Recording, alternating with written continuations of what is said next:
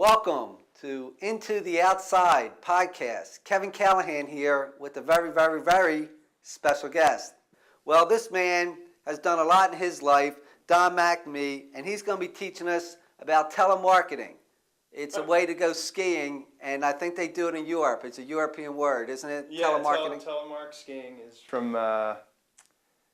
It originated with a man called Sander Nordheim in the county of Telemark in Norway.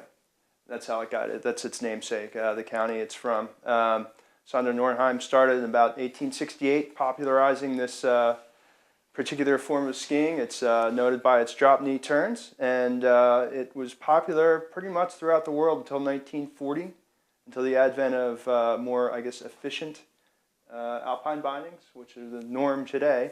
In the United States, it started to get pretty popular in the 70s, and it's been gaining in popularity ever since. And I said it's close to St. Patrick's Day. It just passed.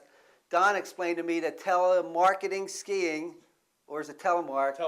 Telemark is very popular this time of year, spring skiing, especially up north. Up north, yeah. Spring skiing is some of the best skiing to be had.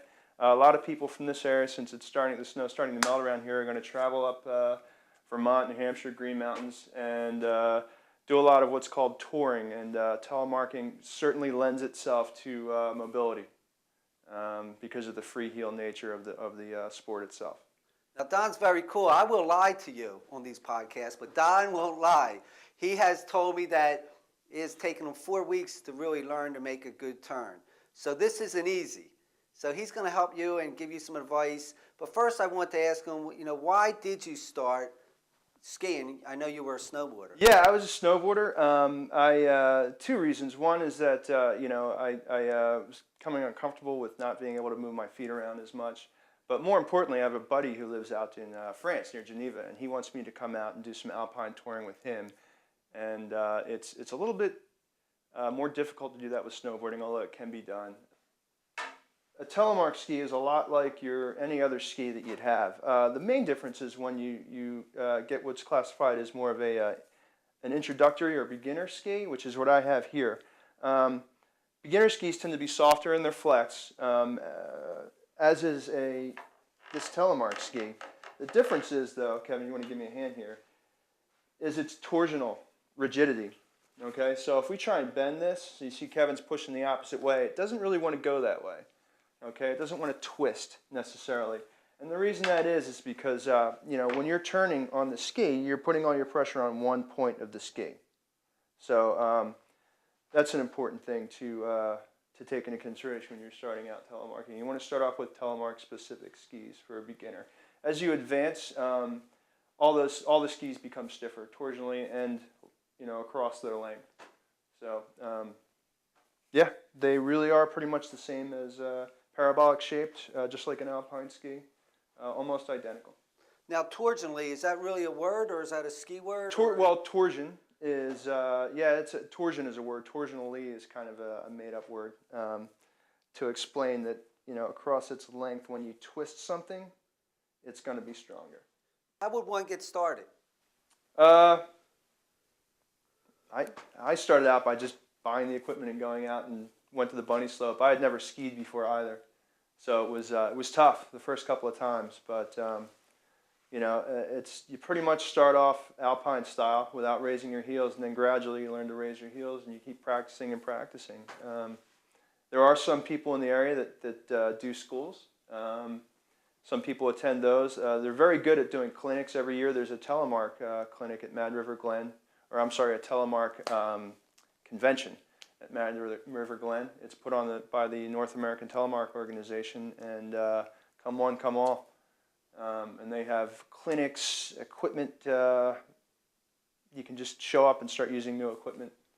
All the vendors are out there, and it's pretty cool. It's a pretty cool scene. They're trying to get it to be more popular. Now, these boots, are they the same boots you wear for alpine skiing? To some extent, yes, but no, if that makes sense. The difference between this boot and a regular alpine boot, you'll notice, first of all, that there's a bill on the front here, okay? You'll also know that there's a bellows up here just above the toes, okay? So what that does, this bill helps secure it into the front of the binding, okay? And what that does is give you lateral security. So you can see here, just with that bill in there alone, that boot's kind of in there. And then the bellows help the toe bend.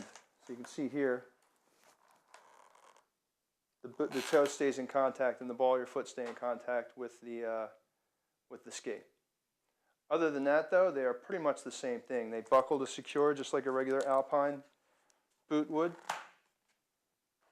And they offer a lot of stiffness, except for in the toe. And also, they also have a walk feature, which is nice too, for when you're touring or not on your ski, walking around let's say the ski resort. So you can actually the motion for those boots when you're walking is it's a lot easier to walk in. It's more like a very stiff sneaker when you're walking. Although it does provide a lot of ankle support when you're trying to make your turns, which is nice. Now they certainly look cool, and that's part of the impressive factor, the cool factor when you're on the sled. There is a cool factor. It is very cool. It is very cool. There's a lot more motion. It's very dramatic. I've heard terms, watching telemarketers come down in mountains like watching angels fall. I've heard that. Some guy said that to me one time. I've heard people say it just really looks like you're really getting into what you're doing, which is nice. It's a great workout. It is tough on your thighs. It is, because there's a lot of bending your knees. So, yeah, it's pretty cool. So when you're on the slopes and you're telemarketing and you go back to the chalet, another French word. There you go. You're too cool for everyone. I don't know if I'm too cool for everyone, Kevin. Definitely. I think I'm well, telemarketers in general. Telemarketers aren't that great. Telemarketers, different story. They're the cool ones. But if you could telemarket and telemarket at the same time, you would be making money while having fun. There we go. There you are. Now, there's one thing that's very, very important that we won't have any fun with is the helmet. Helmet, yeah. Everybody should have one of these when they're skiing, without a doubt. It's just, one of the most important things you can do. I see a lot of people that don't wear helmets, and the thing I hear is that, one, I don't need it, I don't crash that often when I ski, but my reply to that would be, well, what about the guy that runs into you? If you're standing still and there's somebody that's not as experienced as you are and they happen to run into you, what do you do then? Like me, who would run into a tele. Yeah, possibly. The other thing I hear is that, well, they're expensive. I've already purchased all this other equipment. That's just one more expense. To which I say, well, how expensive is your head? How much is your head worth? So that's something to consider as well. This right now, that helmet or helmet similar to that one is you can get it for about $50 or $60, and it provides a great amount of protection. Yeah, well, my head's worth probably about 50 or. Well, there you go. 60. You're So breaking even. You're breaking even. You talked me into it. Yeah. What else would you say to anyone that's interested in telemarketing? I'd point out these particular bindings. The cool thing, I'm going to move this down out of the way here. The cool thing about these bindings is that you can see here once it's strapped in, and this is what's called a cable binding. And how it works is there's a cable attached to a piston here, okay? And these bindings are pretty easy to get in and out of. All you do is step in, you put the bill of the boot here, bring your foot up a little bit, bring the back of the binding into this groove here, and engage it. Oops, sorry. And what that does is give the skier the ability to stay attached to the ski with his heels free. The other cool thing about these bindings, you just hold on to that with both hands, is that unlike a lot of telemark bindings, they're releasable, which is a great safety feature. I like that a lot. And it's pretty easy to get back in. You just tuck yourself right in here and step down, and you're back in. So I'd recommend those for a beginning telemark skier. And they also have an adjustable setting to create more tension, so it's a little bit more difficult to release when you start to become more advanced.